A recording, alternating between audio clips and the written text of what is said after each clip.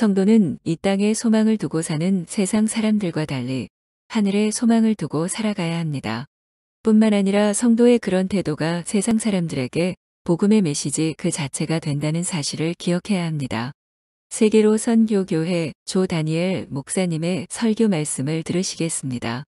오늘 말씀의 제목은 주의 나타나심을 사모하는 모든 자에게입니다. 디모데후서 4장 6절에서 8절 다 같이 한 목소리로 읽도록 하겠습니다. 전제와 같이 내가 벌써 부어지고 나의 떠날 시각이 가까웠도다. 나는 선한 싸움을 싸우고 나의 달려갈 길을 마치고 믿음을 지켰으니 이제 군원은 나를 위하여 의의 면류관이 예비되었으므로 주 곧 의로우신 재판장이 나타날 그날에 내게 주실 것이며 내게만 아니라 주의 나타나심을 사모하는 모든 자에게도니라. 아멘. 일단 디모데전서는 지난번에 했고요. 디모데전서에 이어서 디모데전서를 쓰고 난 다음에 어느 정도의 갭이 있었는지 모르지만은 다음에 다시 필요에 의해서 사도 바울이 한 번 더 디모데후서를 기록합니다. 동일한 내용이지만 조금 더 사도 바울이 실제로는 하나님 품으로 갈 날이 다가오고 있다는 것을 직감하고 편지를 쓴 것으로 이렇게 예상을 하고 있습니다. 로마 여행, 사도 바울의 그 로마 여행을 간단하게 살펴볼 필요가 있는데요. 어떤 여정을 거쳤는지를 대충 보면서 우리가 한번 묵상을 해보기를 원합니다. AD 60년에서 61년 투옥돼서 62년 석방됐다가 다시 64년경 순교한 것으로 예측이 되는데 사도행전 27장 1절에서 28장 전체를 보게 되면 내용이 대체적으로 나옵니다. 예루살렘에서 유대인들에게 붙들렸지만 극적으로 구출돼서 가이사랴로 호송이 됩니다. 그래서 재판받는 과정이 한 2년 정도 걸렸어요. 그래서 가이사랴에 한 2년 정도 머무르고 거기서 이제 해결이 안 되니까 내가 가이사에게 상소합니다. 유대인들이 결사반대하니까. 그래서 밀란이 날 수도 있고 하니까 나는 이제 가이사에게 호소하겠습니다. 그래서 로마로 호송이 됩니다. 지중해 여러 겨울 광풍을 만나서 큰 고생 끝에 로마에 도착을 하게 되는데 로마에서 이제 바울은 오히려 사도행전 27장에 보게 되면은 유대인들의 방해가 없이 2년 동안 마음껏 복음을 전가할 수 있습니다. 가택 연금 상태에서. 왜냐하면 유대인들이 도시락 싸들고 와서 지금 방해를 했잖아요. 복음 전가하는데 쫓아다니면서. 근데 로마까지는 이제 못 쫓아온 거예요. 거기까지 배를 타고 감옥을 가는 사도 바울 일행을 목숨을 건 여행들을 했었는데 거기 따라오지 못하고 거기서 복음을 전가합니다. 그래서 전체 경로를 대충 보게 되면은 이제 예루살렘에서 이제 가이사랴로 가서 2년을 머무르다가 계속해서 이동을 하면서 루기아 지방, 무라성, 그리고 배를 옮겨 타고 또 유라굴로 광풍을 만나기도 하고 죽을 고생을 했지만 하나님이 다 살려주시고 멜리데 섬에서 석 달을 머뭅니다. 제가 좀 건너뛰었습니다. 그리고 이제 다른 알렉산드리아 배로 갈아타고 계속해서 가다가 앞비오에서 7일을 머물고 거기서 이제 로마로 향하게 됩니다. 이건 육로죠. 상당히 먼 거리지만은 결국에는 가이사를 만나기 위해서 뭐 때문에 복음을 전하는 자로서 있었지만은 가이사를 만나야 되겠다. 시저를 만나야 되겠다. 이렇게 해서 이제 최종 재판을 받기 위해서 갔는데 거기에서 순교하게 됩니다. 디모데후서의 내용을 간단하게 요약한다면 1장 1절에서 2장 13절은 디모데에 대한 소명, 사도 바울이 디모데에게 편지하면서 당신의 소명을 기억해라 이 내용이고, 그리고 2장 14절에서 4장 5절까지는 거짓 교사들이 문제를 많이 일으키지만 결국엔 너는 복음의 확실한 진리에 서 있어라. 그리고 이제 4장 6절에서 22절은 마지막 결론을 내리게 됩니다. 이제 1장부터 보게 된다면 소명에 대한 이야기가 나오죠. 1장 1절부터 하나님의 뜻으로 말미암아 그리스도 예수 안에 있는 생명의 약속대로 그리스도 예수의 사도된 바울은 사랑하는 아들 디모데에게 편지하노니 하나님 아버지와 그리스도 예수 우리 주께로부터 은혜와 긍휼과 평강이 내게 있을지어다. 사랑하는 아들 디모데 또 나옵니다. 그래서 사도 바울이 잘 쓰지 않는 표현입니다. 그러면서 이제 3절 말씀에 내가 밤낮 간구하는 가운데 쉬지 않고 너를 생각하며, 이 아마 이제 죽을 날이 다가오고 주님 품으로 갈 날이 다가오는데 가장 생각나는 사람이 누구였는가? 사도 바울에게 바로 디모데였어요. 핏줄기처럼 청결한 양심으로 조상적부터 섬겨오는 하나님께 감사하고 내 눈물을 생각하여. 디모데의 눈물을 알았던 거예요. 사도 바울은.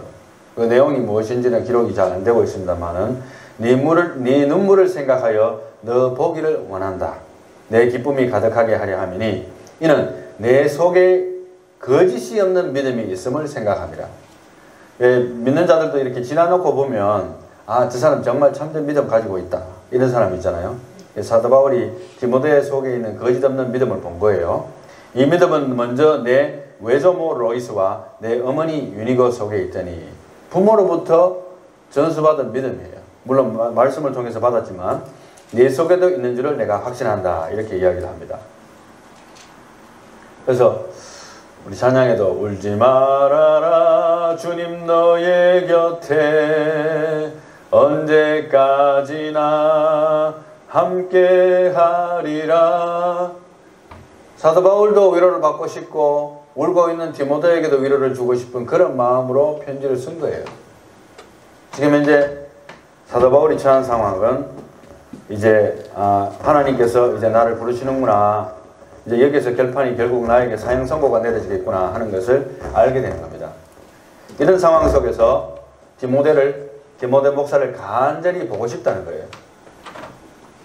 1장 6절 말씀에 그러므로 내가 나의 안수함으로 내 속에 있는 하나님의 은사를 다시 불릇하게 하기 위하여 너로 생각하게 하노니. 여기서 보면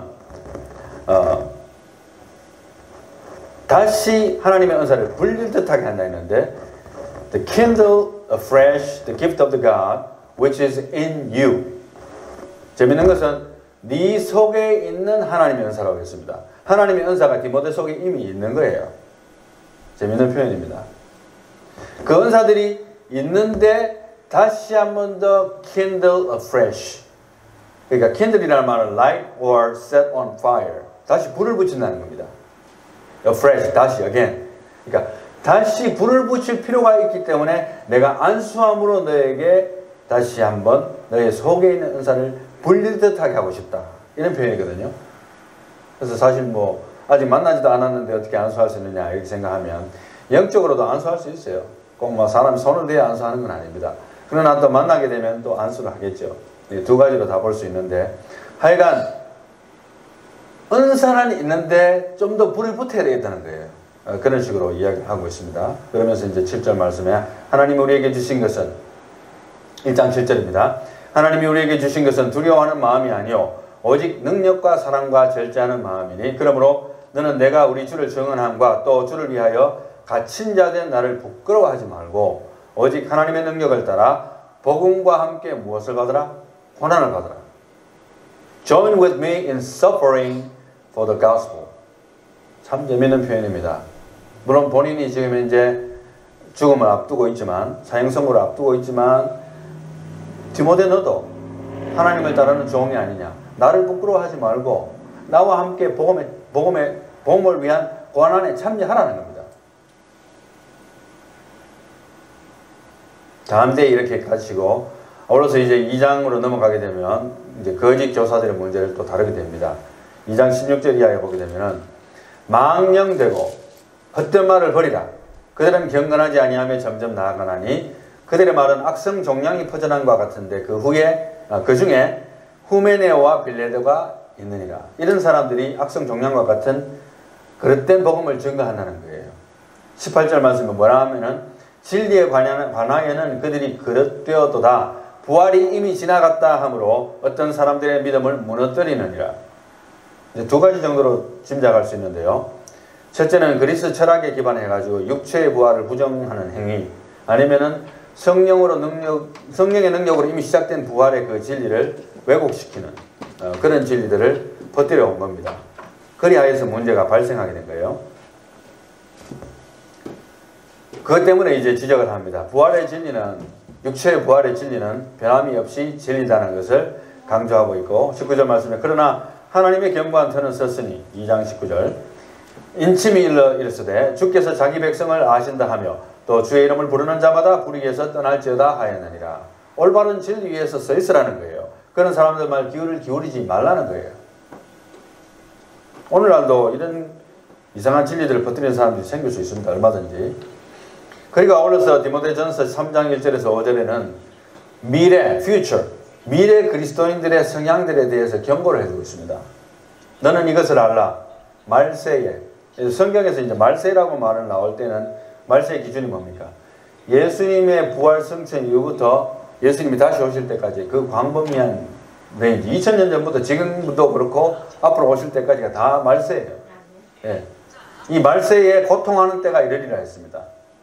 고통하는 때가 강도가 이제 좀 심해지고 있죠. 우리가 지금 팬데믹이 오고 있고, 인도 같은 경우에는 지금 완전히 재앙을 만난 거예요. 변이된 바이러스로 인해서 엄청나게 많은 사람들이 한꺼번에 확진이 되고 죽어가고 있습니다. 사람들이 자기를 사랑하며 돈을 사랑하며 자랑하며 교만하며 비방하며 부모를 거역하며 감사하지 아니하며 거룩하지 아니하며 무정하며 원통함을 풀지 아니하며 모함하며 절제하지 아니하며 사나우며 선한 것을 좋아하지 아니하며 배신하며 조급하며 자만하며, 그리고 아울러서 재밌는 것은 쾌락을 사랑하기를 하나님 사랑하는 것보다 더하며, 이 믿는 자들의 그룹이라든가 기독교 그룹들도 마찬가지예요. 하나님보다는 쾌락이 좋은 거예요. 일단 눈에 보이고 듣고 보고 만질 수 있으니까, 먹을 수 있으니까, 그죠? 맛도 볼 수 있으니까. 그래서 3장 5절에는 이렇게 말합니다. 경건의 모양은 있으나 경건의 무엇은 부인한다고요? 능력은 부인한다 했습니다. Holding to a form of godliness. 지난번에 godliness 이야기했잖아요. 여러 각도로 생각할 수 있습니다만은 하나님을 닮아간다는 거예요. 그러니까 하나님을 닮아가는 모양은 있어요. 우리가 예배도 드리고 또 예배 드릴 때 경건한 모양도 가지고 있고 말도 조심해서 하고, 그러나 실제 그 속인적 알맹이인적 경건의 그 능력이 상실된, 그러니까 뭐를 이렇게 무엇이 그렇게 만들었을까 이렇게 생각해 본다면은 우리 가스펠 가사에도 항상 진실케 내 맘 바꾸사 하나님 닮게 하여 주소서, 이런 기도를 하듯이 진실함이 상실되니까 하나님을 껍데기로 예배드리는 게 이제 익숙해지게 되고 그 매너리즘에 빠지는 건데, 그 사실은 매너리즘이라는 것은 상당히 무서운 거예요. 우리가 흔히 뭐 좋은 말로 매너리즘이라 하지만 엄청나게 무서운 것이 신자들에게 매너리즘입니다. 그래서 이 진실함이 상실되어지고 껍데기로 예배드리는 게 이제 습관이 되다 보니까 능력이 없는 거예요. 경건의 모양은 있는데 경건의 능력이 없는 것이 오늘날 같아요. 오늘 우리가 능력이 상당히 없잖아요. 솔직한 말로. 인정할 건 인정해야죠.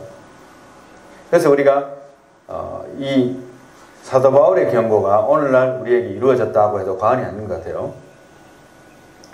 그러면서 이제 4장에는 디모데 목사의 직무에 대한 관한 강조가 일어납니다. 디모데의 직분에 대한 것은 성경이 분명히 명시를 하고 있지 않고 내 아들 디모데야, 내 아들 디모데야, 또 가르치는 자로서 교사로서 이렇게 이야기하면서도 목사라는 표현은 쓰지는 않았어요. 그러나 오늘날로 말하면 디모데는 목사적인 사람입니다. 그 위치상으로 볼 때. 그래서 제가 그냥 디모데 목사라고 이야기하는 거예요. 그래서 디모데 목사의 직무에 대해서 강조를 하고 있는데 1절 말씀에 하나님 앞과 살아있는 자와 죽은 자를 심판하실 그리스도 예수 앞에서 그가 나타나실 것과 그의 나라를 두고 엄히 명하노니 너는 말씀을 전파하라. 때를 얻든지 못 얻든지 항상 힘쓰라. 범사의 오래 참음과 가르침으로 경책하며 경계하며 구원하라. Preach the word. Be ready in season and out of season. 항상 준비되어 있으라는 거예요. 시즌이든지 out of season이든지 항상 때가 상관없이 언제든지 복음을 전가할 수 있도록 준비된 삶을 살아라는 거예요. 사람이 바른 교훈을 받지 아니하며 귀가 가려워서 자기의 사역을 따를 스승을 많이 두고, 오늘날 같죠? 유명한 강사들 엄청 많지 않습니까? 거기 귀를 엄청나게 기울이죠. 믿는 사람들도 마찬가지고 성경 말씀보다는. 또 그 귀를 진리에서 돌이켜 허탄한 이야기를 따르리라. 맞습니다. 그러나 너는 모든 일에 신중하여 고난을 받으며 전도자의 일을 하며 내 직무를 다하라. 여기서 보면 Be sober in all things. 모든 일에 신중하여 이렇게 했는데 정신을 가다듬으라는 거예요. 그리고 endure hardship. 어려움을 견뎌내라. Do the work of the evangelist. 복음 전하는 자로서의 일을 하라는 거예요. 그것이 어떠한 일이든지 간에 복음 전하는 데 이바지하는 일을 하라는 거예요.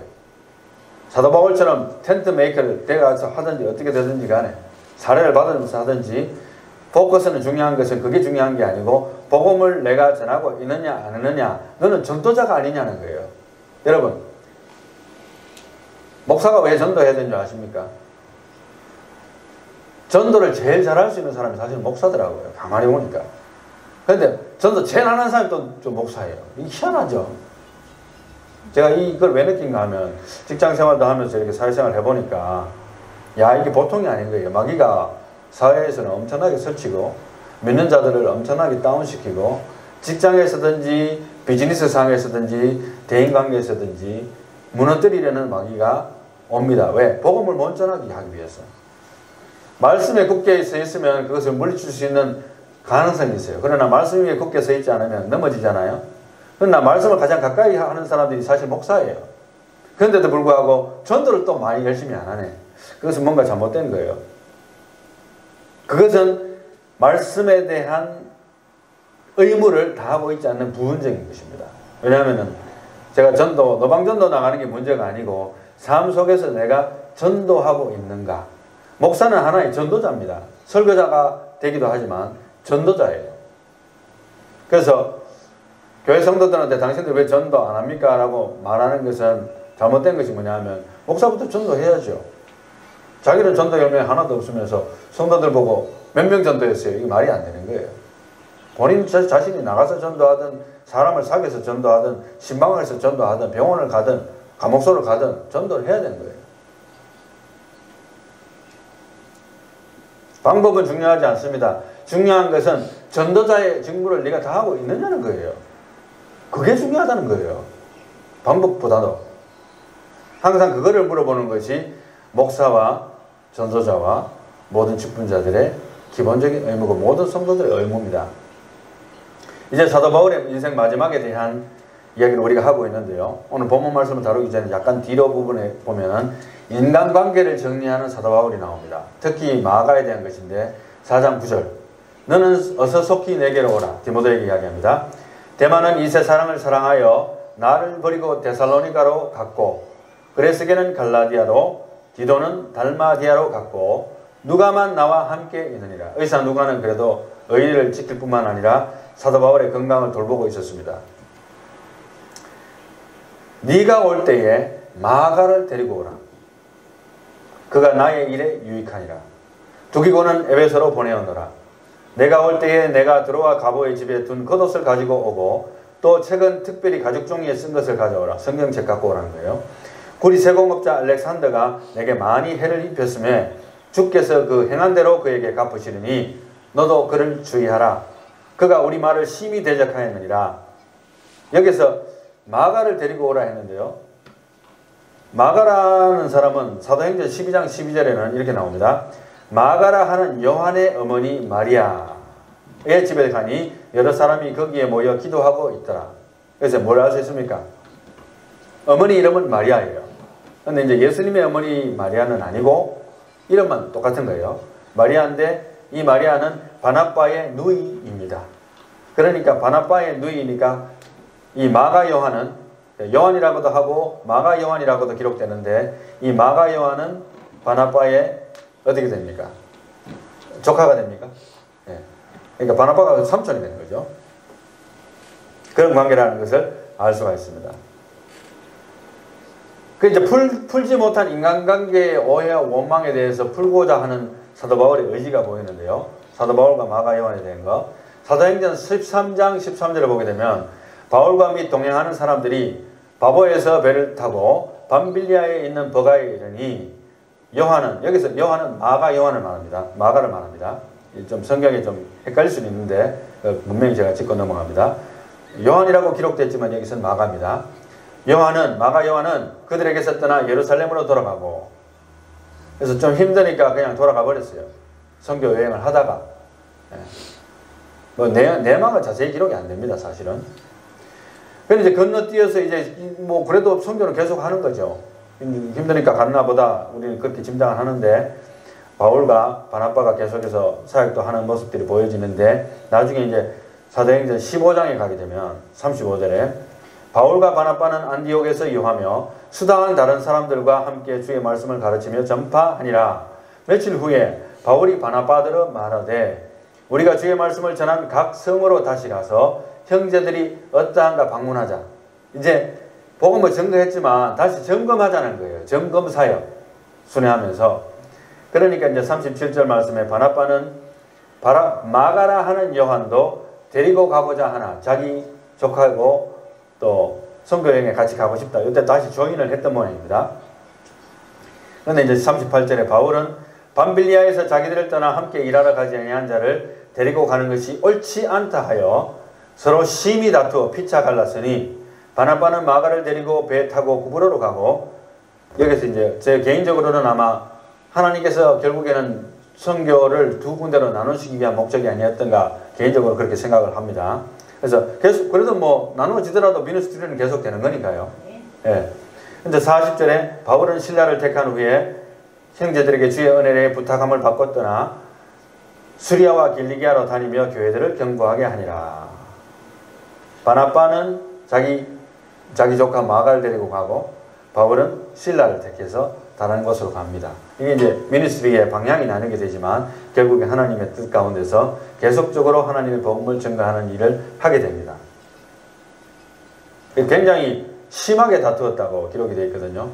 사실 그런 거는 좀 바람직하지 못한 것입니다. 그러나 어찌됐든 굉장한 대립을 했었습니다. 그래서 이제 끊어졌던 인간관계를 회복하기 위한 바울의 노력이 보입니다. 오늘 본문 말씀에.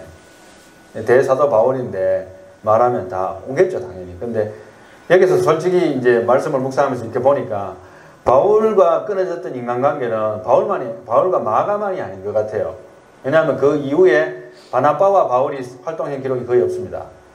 그래서 바울과 마가, 바나바 이 세 사람의 관계가 사실 끊어진 셈이에요. 그 이후로 뭐 하나님의 역사는 계속되지만 하나님 안에서의 인간관계는 끊어졌었어요. 그래서 이제 4장 11절에 내가 올 때에 마가를 데리고 오라.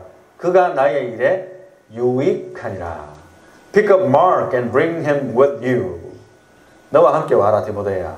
For he is useful to me for service. NASB 성경은 이렇게 기록했고, 또 King James 버전은 For he is profitable to me for the ministry. 이 미니스트리에 아주 유익한 사람이다. 제발 데려와라. 이렇게 이야기합니다. 바울이 영적으로 낳은 수많은 아들들과 후계자들 가운데 사실은 바울의 후계자는 2명이었다고 볼 수가 있어요. 디모데도 굉장히 총애하는 후계자 역할을 하는 사람이라고 믿어지지만, 마가를 불러오게 한 것은 자신이 마가에게도 디모데에게 하는 그 열정과 에너지를 쏟아서 기도하고 안수하고 그에게 마치 엘리야가 엘리사를 선택했던 것처럼 미니스트리를 계속할 수 있도록 힘을 실어주기 위한 것이 아니겠는가, 저는 그렇게 개인적으로 보게 됩니다. 4장 16절에 내가 처음 변명할 때에 나와 함께한 자가 하나도 없고 다 나를 버렸으나 그들에게 허물을 돌리지 않기를 원하노라. 미니스트리 하다 보면 힘든 일이 생기면 그 사람들이 떠나간다고 해서 꼭 배신했다고 보는 것은 지나친 생각이에요. 사도 바울은 과거에는 좀 그런 식으로 생각을 했었어요. 그러나 그들에게 허물을 돌리지 않기를 원했고, 예수님의 12제자들도 결국 예수님을 다 버리고 다 도망갔어요. 그러나 예수님께서는 숯불에 구운 물고기를 구워서 제자들을 만나시고 오히려 음식을 대접하고 그들을 섬겼습니다.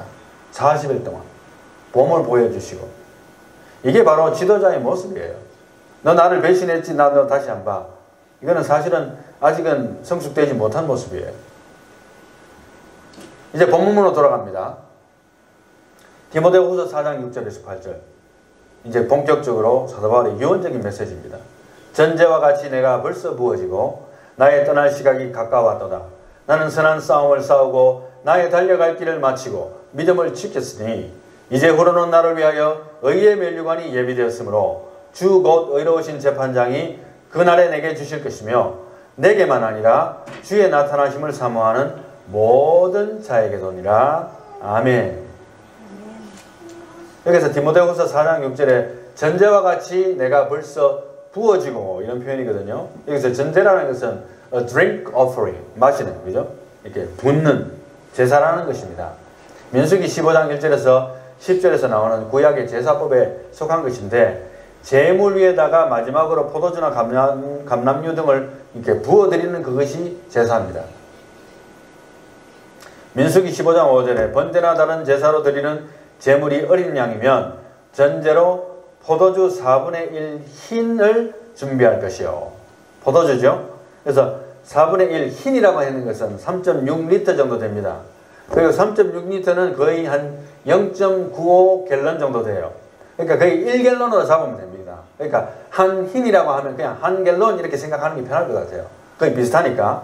그래서 4분의 1 흰이니까 4분의 1 갤런을 부으라는 거예요.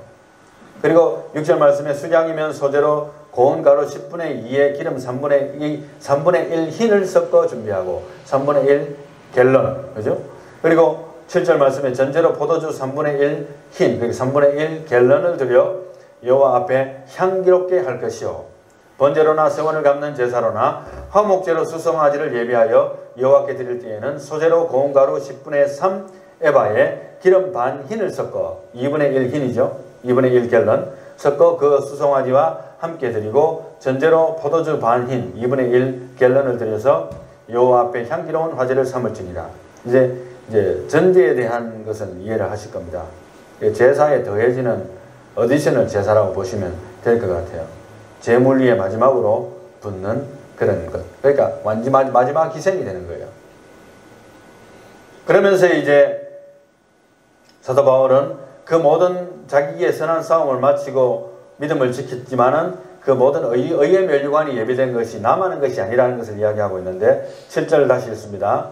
나는 선한 싸움을 싸우고 나의 달려갈 길을 마치고 믿음을 지켰으니 이제부로는 나를 위하여 의의 면류관이 예비되었으므로 곧 주의 의로우신 재판장이 그날에 내게 주실 것이며 내게만 아니라 주의 나타나심을 사모하는 모든 자에게도니라. The crown of righteousness, 의의 면류관이라는 거예요. 그것을 내가 받을 것이라는 걸 말합니다. 그런데 내만 받는 것이 아니고 누구한테 또 주는가 하면 And not only to me but also to all who have loved his appearing. 예수 그리스도의 오심을 사모하는 모든 자에게도 그 의의 면류관이 주어지게 될 것이다. 이렇게 이야기합니다. 할렐루야. 결론을 이렇게 내리고 싶어요. 사도 바울이 그렇게 쓰는 것은, 사도 바울이 글을 쓰는 내용을 이렇게 보면 후반기로 갈수록 굉장히 성숙도가 높아지는 것을 사실 볼 수 있어요. 그리고 오늘 이 한 구절에서 사실은 나에게 의의 면류관이 예비되었다 이렇게 하고 끝났으면 사실은 물론 은혜는 되지만 사실은 우리에게 주어지는 말씀으로서는 우리가 재조명을 해서 우리에게 적용할 수는 물론 있습니다. 그러나 사도 바울이 꼭 하고 싶었던 말이 있었어요. 그것은 뭐냐 하면 나만 아니라, 나만 받는 게 아니야. 주님이 나타나심을 사모하는 모든 자들도 받을 거야. 이건 내가 꼭 말하고 싶어. 그러니까 그 문구가 들어간 거예요. 이 한 구절 한 구절들이 그냥 들어간 게 아닙니다. 로마서 1장 17절에 복음에는 사도 바울이 이렇게 얘기합니다. 복음에는 하나님의 의가 나타나서 믿음으로 믿음에 이르게 하나니 기록된 바 오직 의인은 무엇으로 말미암아? 믿음으로 말미암아 살리라 함과 같으니라. 아멘. 여러분, 믿음으로 말미암는 의를 부정하는 모든 교리나 신학이나 위대한 목회자나 성도들이나 어떤 위대한 강사들은 다 함정에 빠져요.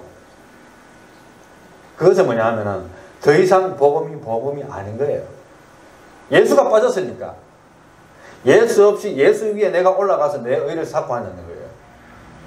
물론 우리가 하나님의 의를 받들어서 의로운 행동을 위해서 노력을 해야 됩니다.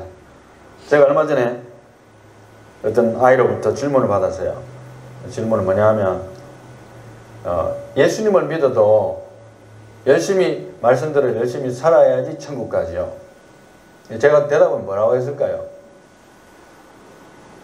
대답은 no. 물론 예수님을 믿어서 우리가 착하게 행동하고 노력하는 것은 맞는 거야. 그렇게 사는 것이 바람직한 거야. 그러나 그렇게 못할지라도 천국 가. 왜? 예수 믿었기 때문에. 목사님 그렇게 가르치면 안 되죠. 그러면 다들 그냥 마음대로 살겠네요. 저는 그렇지 않다고 생각합니다. 그 진리를 잘못 알고 있게 되면요, 항상 공포심과 불안과 항상 의의 진리에 대한 확신 없이 사는 거예요. 아멘. 내가 천국 가서 의의 면류관 사도 바울처럼 받을까? 이렇게 하는 거예요. 받지 당연히 예수 믿으면. 그러나 그거 없이 살아가는 기독교인은 불행할 뿐만 아니라 전도 안 됩니다. 우리가 증거하는 것은 나의 의가 아니고 누구의 의? 예수의 의고 예수님의 십자가예요. 아멘. 예수님의 십자가가 드러나지 않는 것은 더 이상 복음이 아닙니다. 믿음이라는 자동차가 행이라는 트레일러를 끌고 갑니다. 그런데 행이라는 트레일러가 믿음이라는 자동차를 끌려고 해요. 엔진도 없는 게. 주제는 없는 거예요. 지금 제가 이 말을 하고 있는 거예요. 순서가 바뀐 거예요. 오늘 본문 말씀에서 주의 나타나심을 사모하는 모든 자에게라고 했는데, 여기서 주의 나타나심을 사모하는 모든 자가 누굽니까? 예수 믿는 자예요. 때로는 예수 믿는 자도요, 주의 나타나심을 사모 안 할 때가 있어요. 뭐 그냥 세상 살기 바쁘니까. 그렇다고 해서 그 사람이 주의 나타나심을 사모하지 않는 자입니까? 이렇게 해석하면 끝이 없어요. 모든 믿는 자에게 주어지는 의의 면류관이라는 거예요. 할렐루야. 그 말을 하고 싶은 거예요. 사실은 사도 바울은. 결론을 위해서 누가복음 18장의 이야기를 하고 마칠까 합니다. 누가복음 18장에 9절 이하에 보면 이렇게 말씀하십니다. 자기를 의롭다고 믿고 다른 사람을 멸시하는 자들에게 이 비유로 말씀하시되, 두 사람이 기도하러 성전에 올라가니 하나는 바리새인이요 하나는 세리라. 바리새인은 서서 따로 기도하여 이르되, 하나님이여, 나는 다른 사람들 곧 토색, 불의, 간음을 하는 자들과 같지 아니하고 이 세리와도 같지 아니함을 감사하나이다. 나는 일회에 2번씩 금식하고 또 소득에 11조를 드리나이다 하고, 세리는 멀리 서서 감히 눈을 들어 하늘을 쳐다보지도 못하고 다만 가슴을 치며 이르되, 하나님이여, 불쌍히 여기소서. 나는 죄인이로소이다 하였느니라. 내가 너희에게 이르노니 이제 저 바리새인이 아니고 이 사람이 의롭다 하심을 받고 그의 집으로 내려갔느니라. 무릇 자기를 높이는 자는 낮아지고 자기를 낮추는 자는 높아지리라 하시니라.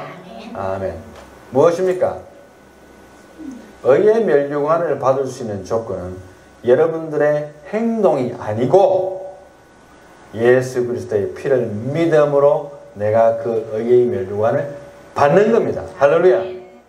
이것을 사도 바울이 꼭 이야기를 하고 싶었어요. 다른 것 없다.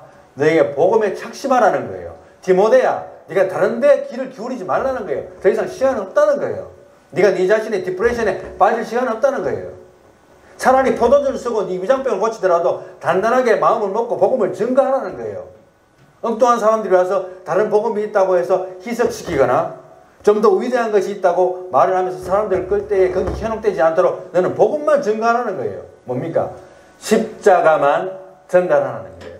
십자가의 전달자로 살아가는 디모데, 십자가의 전달자로 살아가는 마가가 되기를 원하는 마음으로, 오늘 십자가의 전달자가 되어서 살아가기를 원하는 마음으로 우리에게 사도 바울이 메시지를 준 겁니다. 그러한 삶을 살아가는, 십자가의 전달자로 살아가는 저와 여러분들이 다 되시기를 예수님의 이름으로 축원합니다.